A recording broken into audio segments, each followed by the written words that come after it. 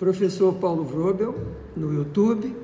Por favor, matriculem-se ou entrem no meu canal Professor Paulo Wrobel no YouTube. Então, dando continuidade ao que eu gravei alguns dias atrás, sobre o assim chamado processo de negociação de paz, busca de paz, entre Rússia e Ucrânia. Lembro a vocês, o presidente americano Donald Trump se colocou e se coloca como um mediador, como aquele que está buscando. A relação principal não é, como muita gente acha que é, entre o presidente Trump e o presidente russo Vladimir Putin, ou o presidente ucraniano Zelensky, ou os líderes europeus, ou mesmo a OTAN.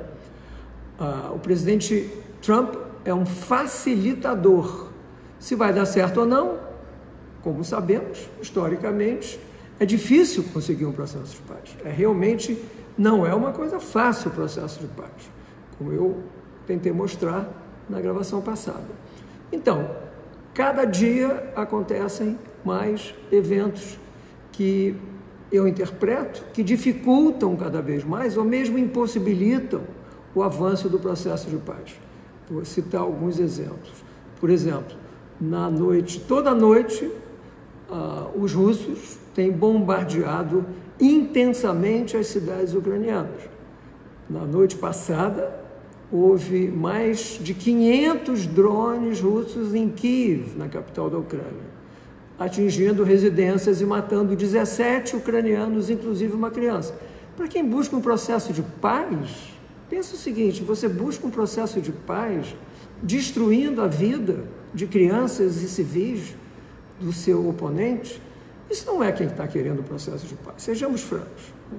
De outro lado, tudo parecia indicar, depois do encontro do presidente Trump com o presidente russo, com o presidente ucraniano, com os líderes europeus, de que a questão da segurança ucraniana, a famosa segurança ucraniana no processo de paz, estava mais ou menos aceita pela Rússia. Aceita que tropas de outros países, inclusive, eventualmente, tropas de países da OTAN, poderiam garantir a segurança ucraniana depois de concluído um processo de paz, ou pelo menos um processo de suspensão do conflito. Nada disso foi aceito pelos russos. Então, eu tenho cada vez mais a impressão, desde que o presidente Trump assumiu com a intenção, claro, uma intenção até meio jocosa, que ele iria resolver o conflito em um dia. É claro que era uma intenção jocosa, uma intenção de mobilizar até a opinião pública. Mas estão fazendo agora o quê? 6, 7 meses desse processo, desde janeiro, estamos entrando no mês 9 de setembro, e pouca coisa avançou. Sejamos francos, pouca coisa avançou. O que acontece é que a Rússia continua pressionando por uma conquista militar no leste da Ucrânia. A Rússia até agora conquistou mais ou menos alguma coisa entre 15% e 20% do território ucraniano, que é bastante, inclusive a importantíssima península da Crimeia, mas parou aí. A Rússia não vai avançar. Dificilmente a Rússia vai conquistar mais do que isso. E agora está claro, cada vez mais nós sabemos que a intenção da Rússia, a intenção velada da Rússia, quando invadiu a capital Kiev, com mais ou menos 100 mil homens, em fevereiro de 2022, a intenção da Rússia era dominar a Ucrânia. A intenção da Rússia continua sendo acabar, conquistar completamente o território da Ucrânia. Sejamos francos, é disso que se trata. E é claro que a intenção da Ucrânia é garantir a sua soberania, garantir a sua independência.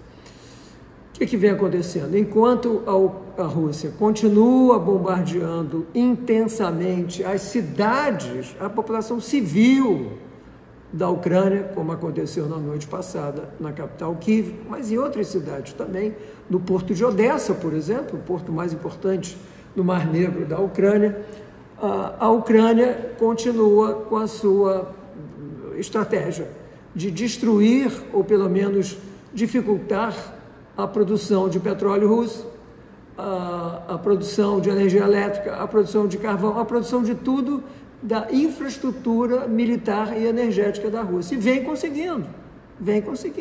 A Ucrânia montou uma capacidade missilística em menor escala, mas uma capacidade de drones, eu diria, única no mundo. A Ucrânia está produzindo anualmente milhões de drones. Ela não produzia 3 anos e meio atrás. A Ucrânia é um claro exemplo da guerra moderna, onde o país vai crescendo, a Ucrânia está se adaptando, o país vai subindo a sua escala de produção de armamentos, a sua tática, a sua estratégia, a sua maneira de se informar. Ou seja, nós estamos num período da guerra russo-ucraniana, onde a gente pode afirmar, a Rússia não vai ganhar essa guerra. A Rússia não vai conquistar os seus objetivos. Pensa o seguinte, uma guerra, em geral, a invasão é motivada por um objetivo estratégico. O objetivo estratégico da Rússia era a conquista da Ucrânia. Não conseguiu. Como objetivo estratégico da Rússia ou da União Soviética em 1979, quando invadiu o Afeganistão, era derrubar o governo do Afeganistão, colocar um governo do Partido Comunista, uma briga interna do Partido Comunista e sair 3 meses depois. A União Soviética ficou 9 anos no Afeganistão. Ou seja, essa tradição de países tiranos, né? Países autoritários, países tiranos, onde a liderança controla completamente, sem possibilidade da opinião pública se manifestar, como, por exemplo, no caso americano da Guerra do Vietnã. Então, um governo tirano, e é impressionante, eu vi recentemente o apoio russo ao presidente Putin é em torno de 75%, 80%, o apoio à guerra, pelo menos as estatísticas meio complicadas, né? Mas parece que o povo russo continua apoiando esse objetivo calamitoso. A Rússia está economicamente, né, uma crise fiscal terrível, a produção de energia elétrica complicada, a produção de petróleo, a produção de gás, que é os grandes recursos que a Rússia tem. Então, sintetizando e concluindo, nós estamos numa etapa de guerra que dificilmente estaria conduzindo no curto prazo a um processo de paz. O processo de paz é um processo que leva tempo, complicadíssimo, e o que eu vejo é os dois lados continuar a se armar. O presidente americano Putin o presidente americano Donald Trump está dando sinais de que estaria finalmente cansando dos argumentos do presidente Putin, que não levam absolutamente nada, né? Acho que ele está se conscientizando de que ele está sendo há meses enrolado pela argumentação russa de que não, eventualmente vamos chegar a um acordo. Não precisa cessar fogo, porque vamos caminhar para um acordo final. Que acordo final? Que acordo final? Se a Rússia continua bombardeando a população civil ucraniana absolutamente toda noite. Parece que já há desembarque de material militar americano recentemente na Ucrânia, no porto de Odessa. Parece que os marines já estão desembarcando mais tanques e canhões americanos no porto de Odessa para ser distribuído pela Ucrânia. Ou seja, tudo isso não indica mais armamento, mais drones, mais bombardeio. Nada disso indica um processo sério de negociação pela paz no curto prazo. Então vamos ver como fica. Obrigado.